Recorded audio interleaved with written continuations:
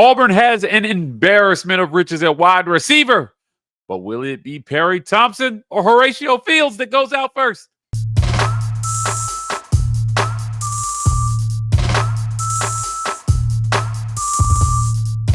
Welcome on into the Auburn Express, powered by the War Report. I'm your host, Mike G. Turn us up, turn us on, we'll turn it out.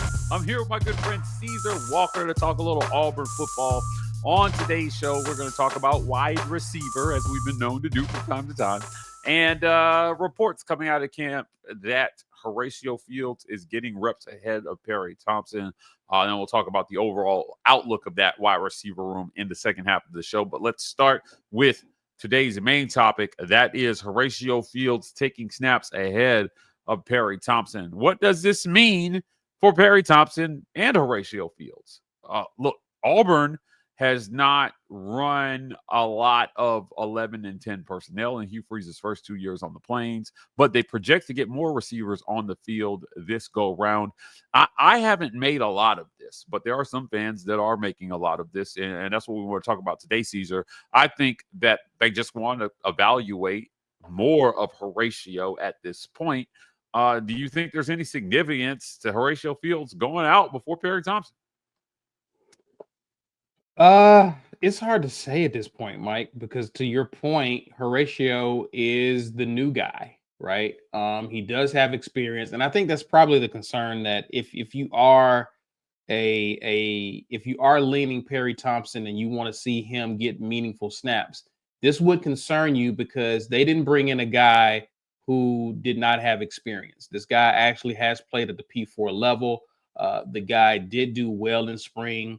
And so to see him march out there with the ones is concerning if your horse there is Perry Thompson.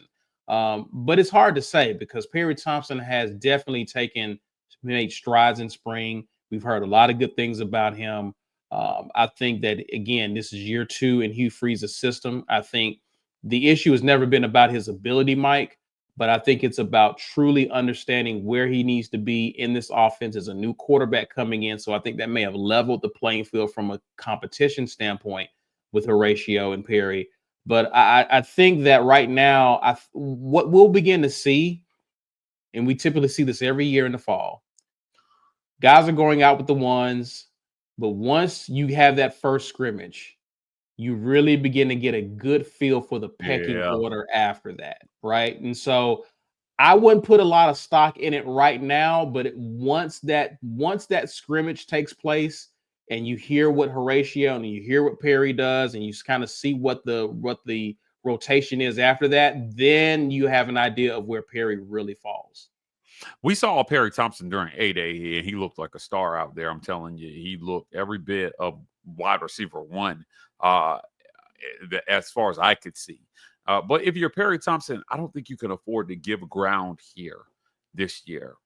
And it worries me when you get a borderline 5-star guy, a top 30 overall kid like Perry Thompson. We're going into year 2, and it's not solidified that he's going to be out there with the first team. So they keep bringing in talent from the portal. You know, players have told us before, they're always trying to bring somebody in that's better than you.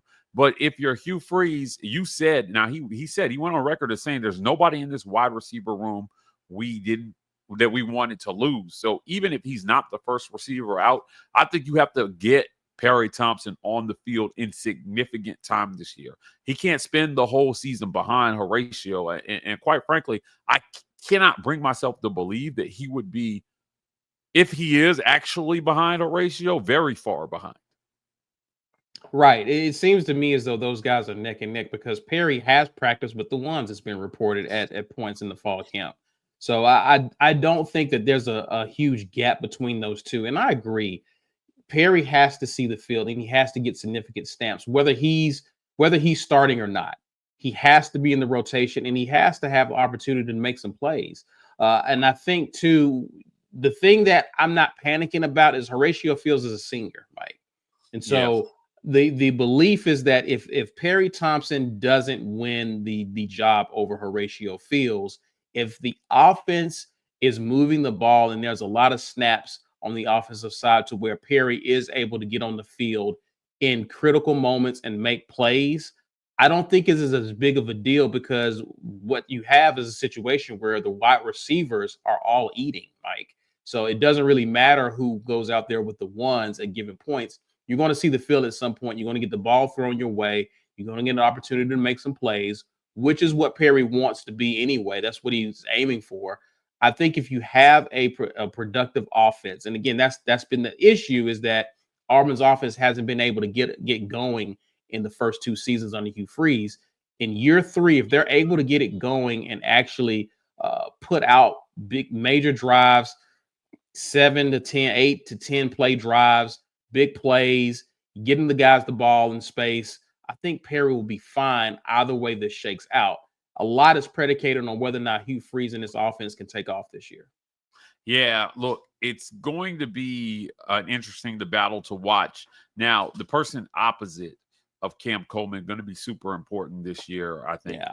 Cam's going to be a star, but that person is going to not be the focus of defenses. Cam Coleman is. Eric Singleton is going to be the focus of defenses.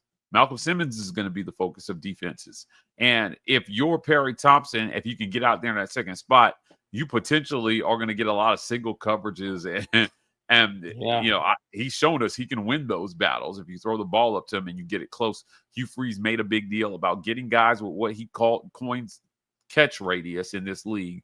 That's why you go out and you get Perry Thompson and Cam Coleman and all these guys. Now, Eric Singleton creates some mismatches potentially there from the slot and underneath that, God, if Jackson Arnold is even a little accurate, these guys are going to have a field day eating up defenses. And the only way they don't is, number one, if Jackson Arnold can't get them the football on time. Number two, if there's no time for Jackson Arnold to throw the football. Now, on our Sunday show, we talked about the scout told Hugh Freeze that all 6 of his offensive linemen, NFL grades, potentially draftable guys. If they play that way this season, I got to think the receiver room is going to have a really, really good year, which is something that's not been very common at Auburn.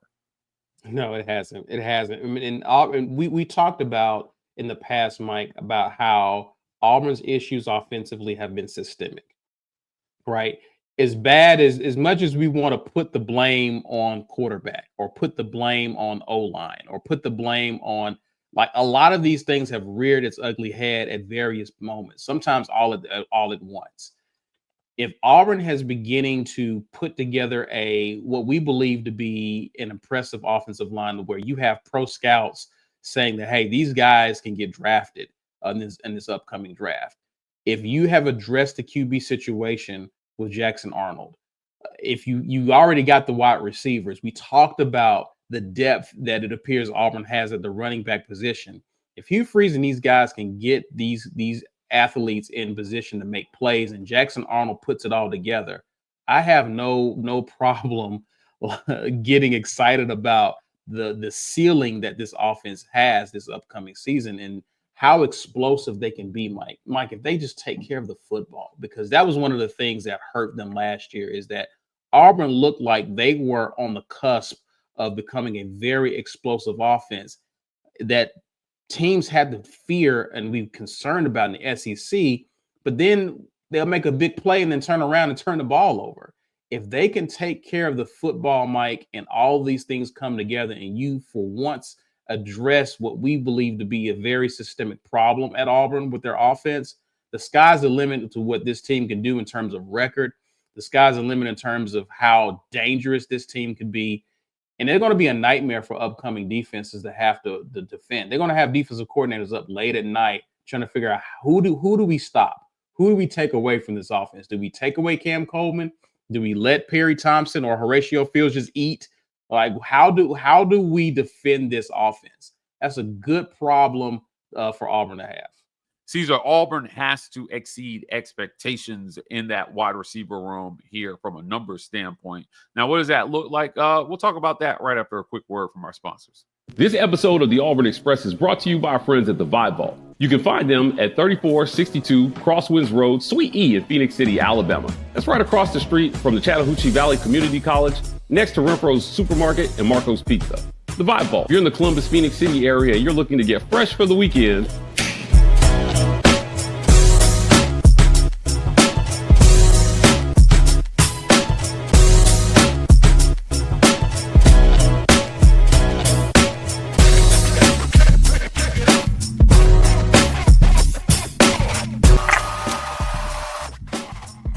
get fresh for the weekend with the Vibe Vault.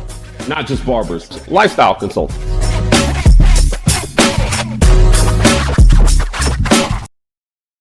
This episode of The War Report is brought to you by our friends at the Rogue Shop. Visit rogueshop.com. Use code REPORT to get 15% off your Rogue Shop order. Pain, sleep, stress, anxiety, whatever ails you in life, the Rogue Shop has something that has you covered. We want to thank them for sponsoring the segment. We want to thank our friends at setsforsociety.ai. Get to know yourself with setsforsociety.ai. They have custom personality assessments that help you understand how you think, how your coworkers think, how your teammates and partners think.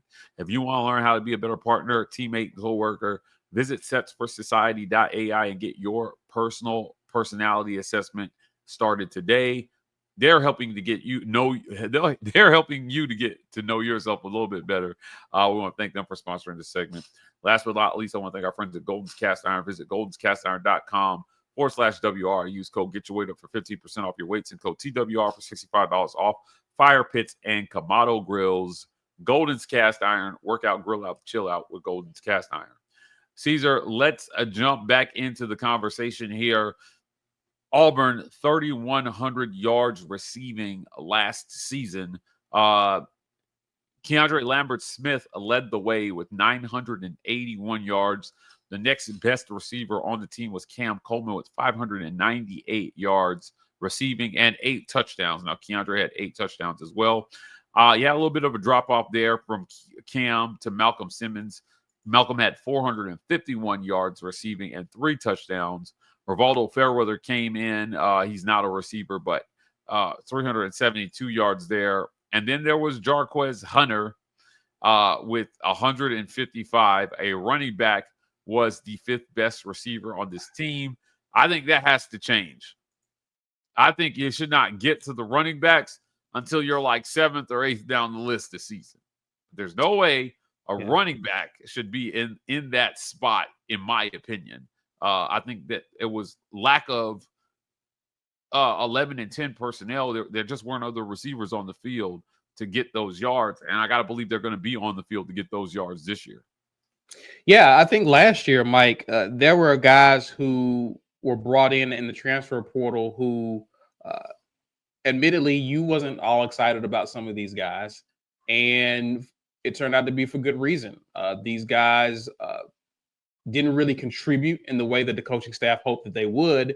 But I think this is a different year. This is a different season to where Auburn could go 4 wide receivers in one set. And all 4 of those guys are threats to really punish the defense.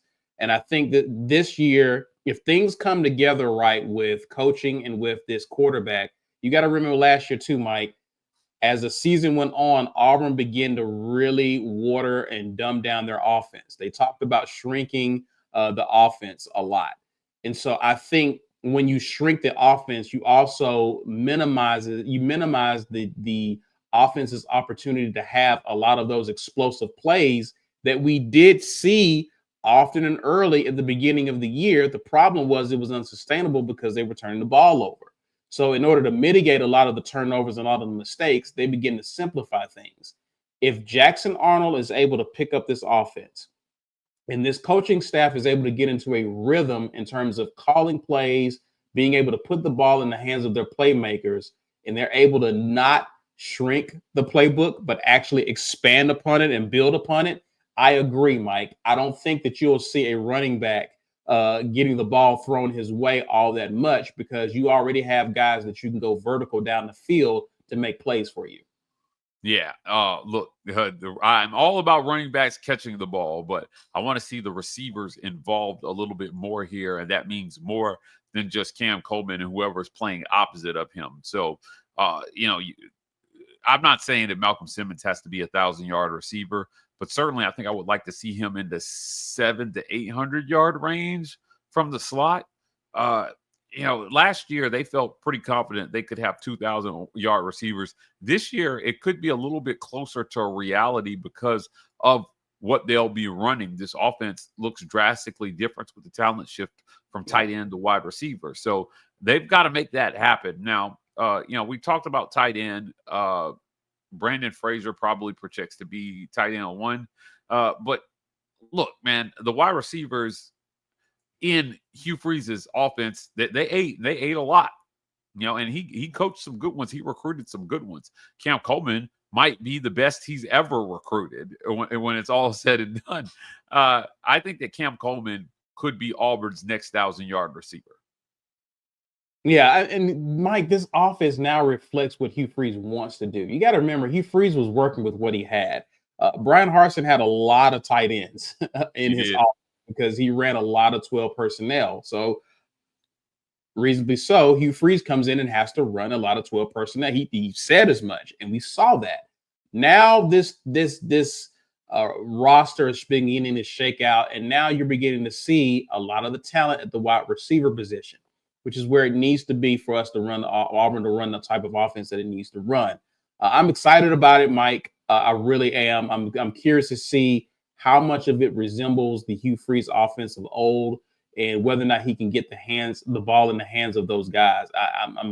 It's time. It's time for Auburn to really begin to strike fear in the minds of secondaries across the SEC and across the country because of the talent. The talent is there, Mike. It's just time to get the ball in those guys' hands and let those guys really show what they're capable of doing. I'm tired of wide receivers coming to Auburn and being known for blocking.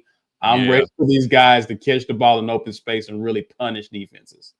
Yeah, you need wide receivers that can block on the edge, certainly, but also you need to just get them downfield, catching passes, and you need them in the red zone, especially making plays for your quarterback. Jackson Arnold seems to be building a really, really good rapport with these wide receivers, so I think it's going to be fun to watch here. Now, I'm looking at Perry Thompson. Before we get out of here, 5 catches last year for 126 yards, 70 of those yards on a single play, and he tossed in a TD for good measure. Robert Lewis was a guy that a lot of people in the preseason thought could lead this team in receiving. I am sad to report he didn't come close to that. 16 catches for 155 yards there for Robert Lewis. So, but this is they were talented last year. I don't think it's a stretch to say this is a much more talented wide receiver room. Trading, Keandre Lambert-Smith for Eric Singleton, with Keandre moving on to the NFL. Malcolm Simmons, that's a lot more experienced and polished. And then Cam Coleman and Perry Thompson, 2 guys who committed in the same class and have wide receiver 1 type talent. This should be fun to watch, actually. I can't wait to see it. Caesar, I want to thank you for joining me, as always, to kick off the week on a Monday here at the Auburn Express. Guys, that's it for another great edition. Thank you so much for turning us up and turning us on a Monday morning. Do us a favor if you're in the comments after the video. Smash that super thanks button. Your financial support helps keep us going here at the World Report. We're on the road. We're at home. We're everywhere you need to be, and we do so by the grace of our listeners. So we appreciate you guys for supporting us there. Please hit like and subscribe. We are the War Report on every social media platform. TW Report on TikTok. We're signing off, and as always, War Eagle.